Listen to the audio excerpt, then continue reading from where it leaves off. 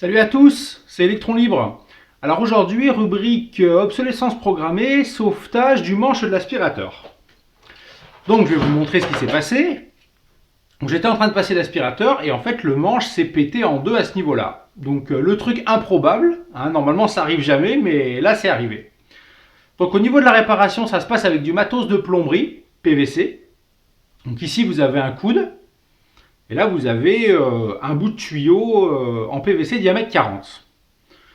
Donc, à ce niveau-là, j'ai mis de la colle à l'intérieur et du silicone, et du coup, j'ai rentré le tuyau en force.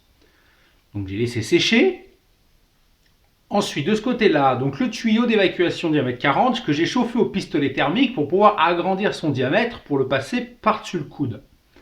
Donc là, si on voit qu'il y a des parties un peu cramées, c'est dû à quand je l'ai chauffé avec le pistolet thermique. Et pareil de ce côté-là. Donc là, j'ai chauffé aussi au pistolet thermique et j'ai pris la partie de l'aspirateur qui n'était pas pétée et je l'ai rentré à l'intérieur du tuyau. J'ai collé le tout avec de la colle PVC spéciale évacuation, donc c'est étanche. Et à ce niveau-là, j'ai fait un trou. Donc pourquoi j'ai fait un trou? Parce que sur le manche d'origine, souvent dans le coude, il y avait des trucs qui se coinçaient, c'était une vraie galère pour les enlever.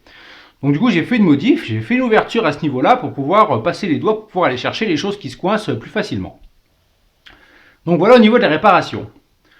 Donc maintenant, pour que ce soit bien étanche et pour ne pas perdre d'aspiration quand on va l'utiliser, on va faire quelques tours de scotch gris comme ça et ça permettra d'avoir un truc un peu plus joli que ça. Donc on se retrouve tout de suite. Donc voilà, j'ai fait quelques tours de scotch gris, donc partout il y avait un raccord pour que ce soit bien étanche, nickel. On a bouché le trou. Et donc ça marche nickel, vous pouvez me faire confiance. Donc voilà. Donc bon, bien sûr, suivant ce que vous prenez, vous pouvez faire quelque chose d'un peu plus esthétique que ça.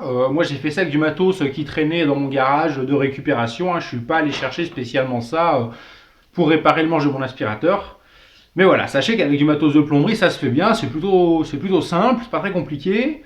Et ma foi, ça évite de le balancer et d'aller acheter la même merde. Bah écoutez, si ça vous a plu, n'hésitez pas à laisser un petit pouce en l'air, un petit commentaire. Pour les ingénieurs qui ont conçu cette merde, voilà.